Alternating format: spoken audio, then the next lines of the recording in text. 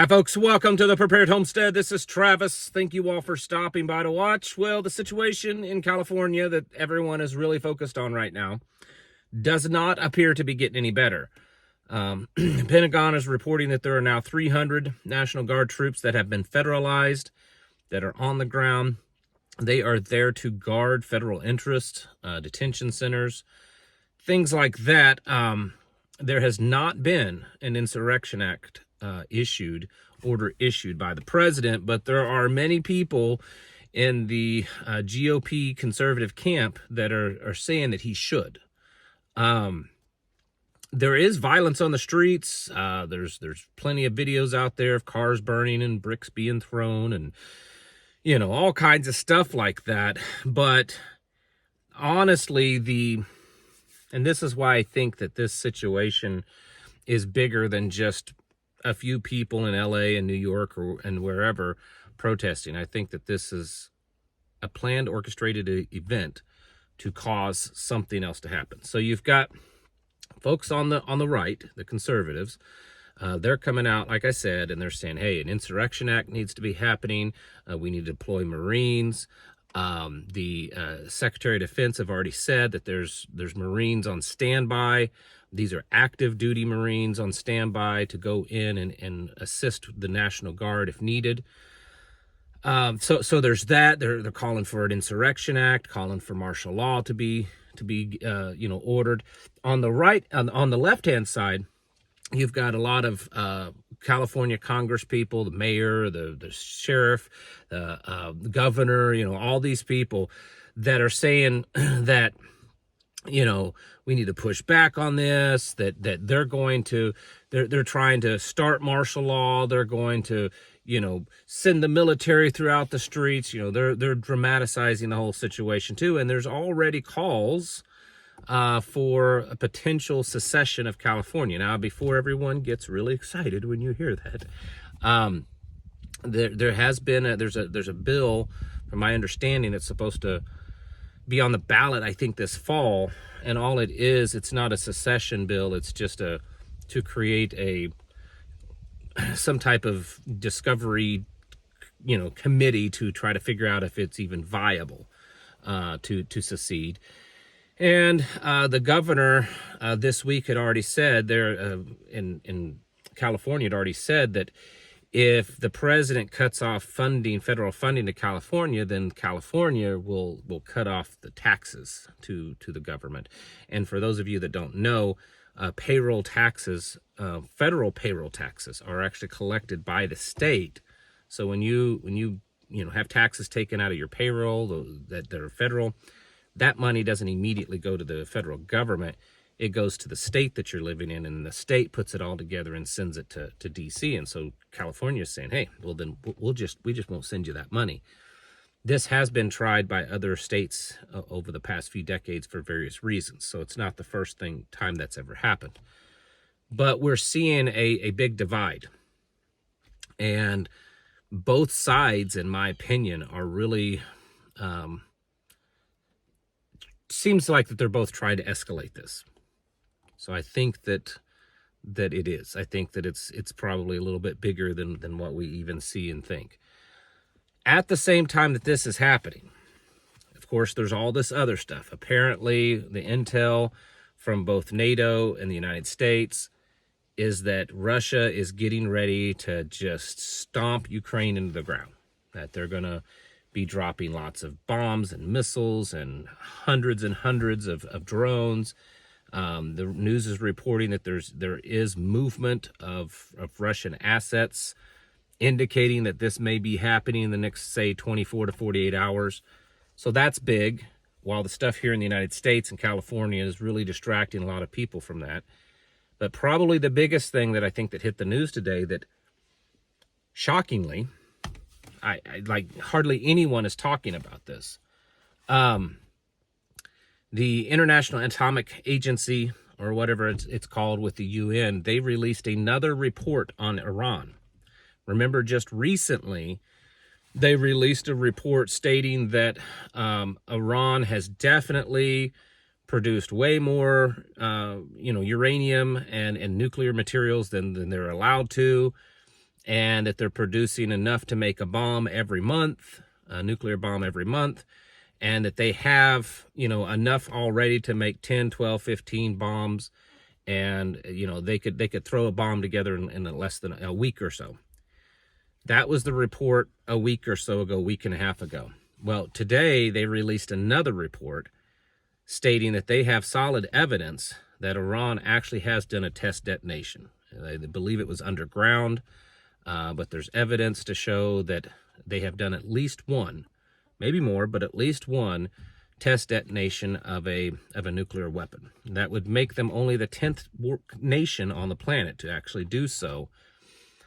And while Iran is known for its earthquakes, there have been a few earthquakes recently, some of you may recall them, that were a little suspicious, that people were saying, based on the numbers and stuff, it didn't really look like an earthquake. It looked like it could have been an underground detonation. So the question is that what we saw? Now, this has taken things to a whole different level. Iran just recently said that they are not accepting the peace deal that the United States has thrown at them. They said that they're not producing all this stuff, but yet the UN is saying, yes, you are. And now the UN is saying, you've not only been producing it, but you've actually done a test detonation. Based on this, I can't see how Israel's just going to step back and say, we're going to let America just continue to drag this out and try to come to kind of peace, some kind of denuclearization deal. I don't even know if the United States is going to do that. I have thought all along that what Donald Trump is doing with Iran is just kind of playing good cop. I think all along they probably figured that Iran was never going to come to any kind of agreement. And I think they probably knew all along that Iran had more developed nuclear weapons program than what was being said. And I think that they just kind of played this out to make the United States look good, to make Donald Trump look good. Say, hey, listen, we tried everything, and they've been lying to us, and they didn't take our deal. So now the only other option is to bomb them. And I think that what we've seen, I've said this before, I think what we've seen between the United States and Israel is basically good cop, bad cop. So it all boils down to we've got very much more likely an attack, on Iran soon. We've got Russia getting ready to make a major attack into Ukraine. And we've got the United States just rapidly being pushed into this kind of civil war situation. I mean, in fact, a lot of, congressmen and women on the left, that's what they've been saying, that Donald Trump's pushing for civil, and of course it's their left rhetoric, right? We know that. But when you hear the left calling for that, and you hear the right calling for martial law and insurrection act and everything, and while what's happening is severe, it's nothing like what we've seen in the past. They either truly believe it's going to get worse, or it's just they're trying to. They have a plan, right? They know that there's a plan in place, and so they're trying to push for that because, and to be honest with you, what's happening right now is still isolated. It's basically the feds versus the people. The sheriff out there said that he will not be enforcing immigration laws, that his people will not be helping. That's the big reason why the National Guard was brought in, is because the federal agents, ICE agents and stuff, they have no backup, right? Because the local police is not helping them. So, and it is bad. You can watch some of the videos. It's bad. It looks like a much smaller version, but very similar to what we saw during the George Floyd, BLM, Antifa riots. Now, I mentioned this morning that there has been chatter online that, terrorist cells or these South American type gangs and stuff may be moving into play to kind of get involved in this. And that's all still very possible. There's not been any specific evidence of that. But if this continues to spiral out of control and we start to see more heavy force being used against the protesters, that's very possible. And we are seeing a much heavier stance. You know, I think that maybe Trump, number one, learned a lesson during the whole Black Lives Matter stuff and has different people now advising him. You know, we said all along during that Trump should have, you know, had National Guard in and should have come down a lot harder on that stuff. And so to keep it under control, well, that's what he's doing.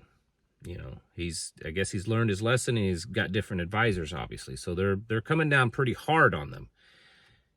Will coming down hard, I mean, the question is, will coming down hard on them initially, will that quell it? Will that stop it? Because before we didn't, as a government, we let it get out of control.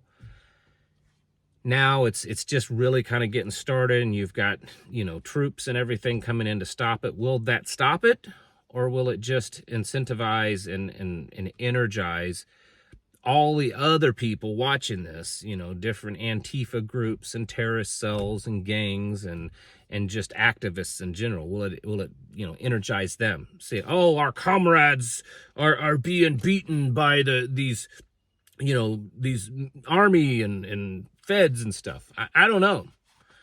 Time will tell, but there's a lot of talk about this. A lot.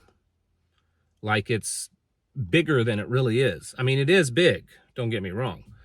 But the amount of talk coming out from officials on both sides, from the news media and stuff, it makes you think that it's as big as the whole Black Lives Matter stuff when it was in its peak in, you know, dozens of cities in the United States. So it's definitely something to watch. And if nothing else, I think it is distracting from what else is going on. Like I said, Iran and Russia are two big things that could very likely happen in the next few days. And most Americans are not paying attention to it. The news media is not paying attention to it. So if I were you, I'd be paying attention to all of it.